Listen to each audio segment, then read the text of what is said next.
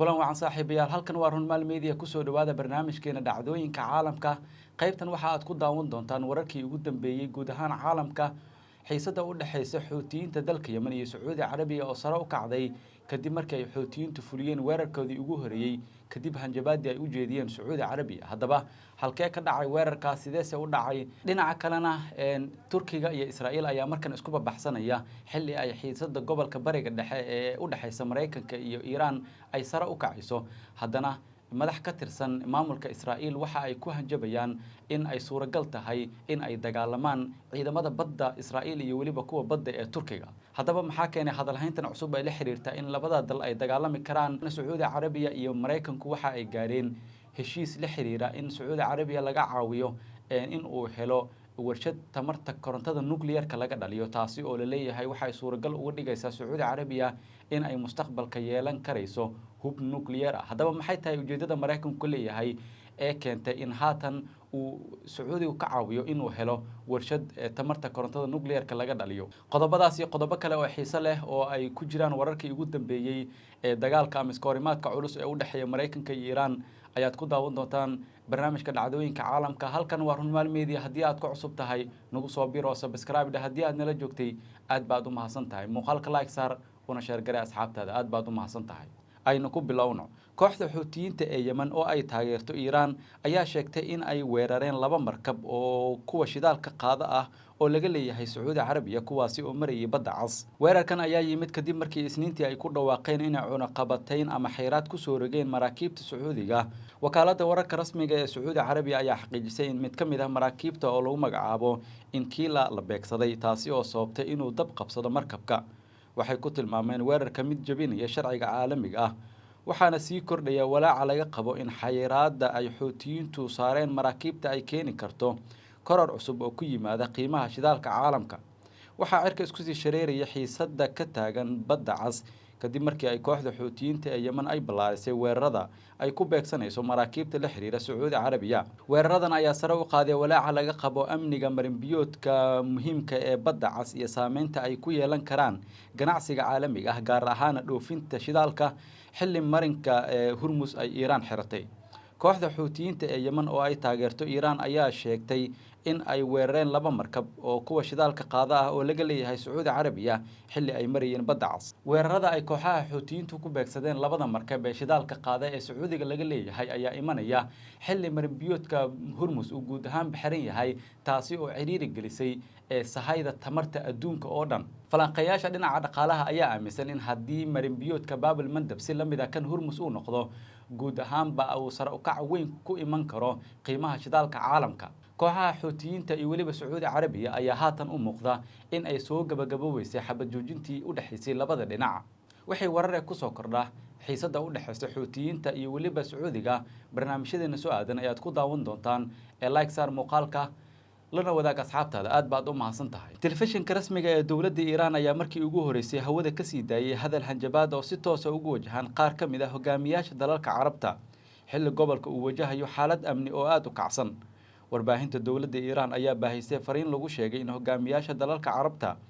ee lagu eedeeyay inay dalalkoodu u ogolaadeen saldhigyo ama saameyn military oo Mareykanku leeyahay in ay wajihi karaan cawaaqib aan la filayn fariintan ayaa intaasi ku dartay in Iiraan ay awood u leedahay inay duulaan dhulka ah ku qaado dalalkaas iyadoo lagu baaqay inay si dhab ah u qaataan hanjabaadaas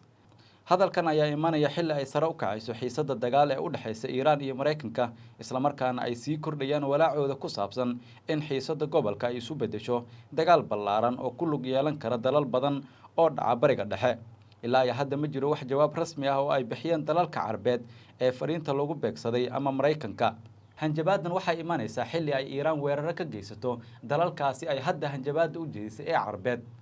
hanjabaadan cusub waxay Iiraan sal uga dhigtay inay awood u leedahay in ay dagaal dhulka ah ku qaado dalalka Carbeed ee martigeliya saldhigyada Mareykanka ee gobolka Sacuudi Carabiya Imaaraadka Qatar iyo dhammaan dalalka Khaliijka oo lagu daray Ciraaq ayaa waxa ku yaala dalalkooda saldhigyo military oo Mareykanku leeyahay kuwaasi oo dhowr jeer oo hore ay beegsadeen ciidanka ilaalada kacaanka Iiraan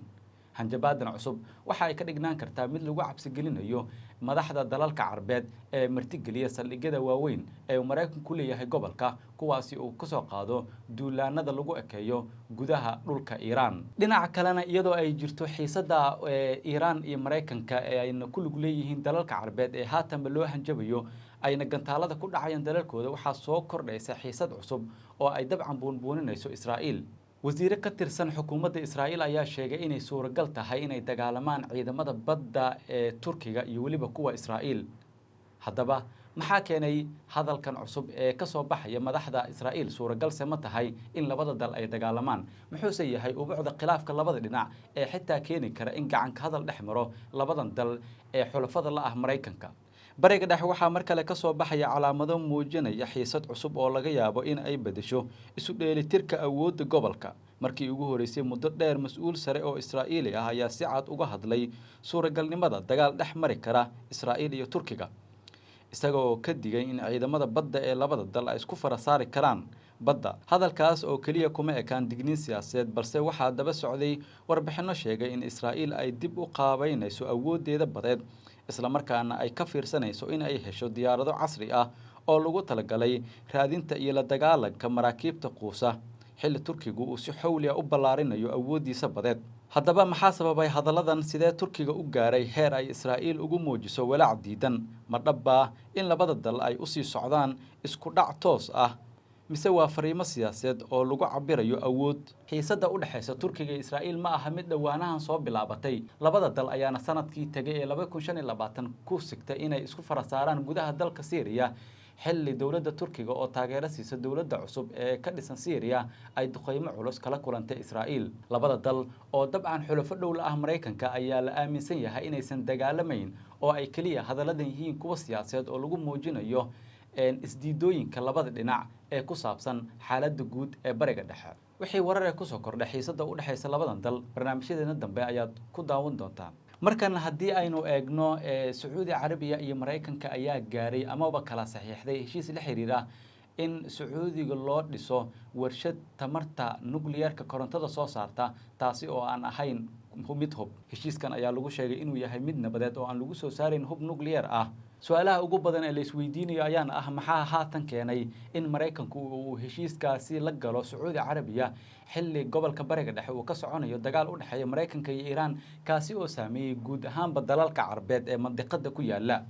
Mareykanka iyo Sacuudi ayaa si rasmi ah u gaaray heshiis iskaashi oo dhanka tamarta nukliyeerka ah kaasi oo u ogolaanaya Sacuudiga inuu dhisto warshad tamarta nukliyeerka oo rayid ah. heshiiska ayaa loo arkaa mid ka mid ah is-afgaradadii ugu waaweyn ee labada dal ay gaaraan sanadihii u dambeeyay maadaama uu saameyn ku yeelan karo tamarta dhaqaalaha iyo amniga bariga dhexe. qodobka ugu muhiimsan ee heshiiskan ayaana ah in Sacuudiga loo ogolaanayo in uu yeesho warshad nukliyeer oo korontada soo saarta balse aan loo ogolaanayn in uu gudaha dalka ku hodmiyo uraniumka ama dib u farsameeyo shidaalka nukliyeerka. labada farsamo ayaa ah kuwa loo adeegsan karo saameynta shidaalka loo isticmaalo hubka nukliyeerka. sidaas darteed Mareykanku wuxuu ku xiray heshiiskaasi xanibaado adag si loo yareeyo halista faafitaanka hubka nukliyeerka. markii heshiiskan la saxiixay wasiirka tamarta Mareykanka oo lagu magacaabo Chris ayaa sheegay heshiiskan waa mid taariikhi ah wuxuuna yeelanayaa saameyn weyn oo ka dhacaysa gobolka bariga dhexe. hadalkiisu wuxuu muujinayaa in Washington ay heshiiskaas u aragto mid xoojinaya xiriirka istiraatiijiga ee la leedahay Sacuudi Carabiya isla markaana sare u qaadaya doorka boqortooyada ee dhinaca tamarta casriga ah. Falanqeeyaasha ayaa si aaminsan in heshiiskan uu Mareykanku ku soo aadiyay xilli Mareykanku uu lumiyay saameyntiisa ama saaxiibtinimada uu la lahaa dalalka Carbeed xilli ay dalalka Carbeed si weyn ula dhibaatoonayaan weerarka uu Mareykanku ku hayo gudaha Iiraan kaasi oo jawaabteedu ay helayaan dalalka Carbeed oo dabcan dalalkoodu ay la kulmayaan duqeymo culus oo kaga imanaya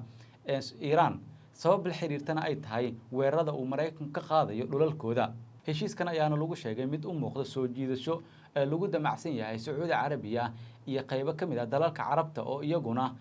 loo sheegay inay suuragal tahay in Mareykanku uu la galo heshiisyo difaac oo cusub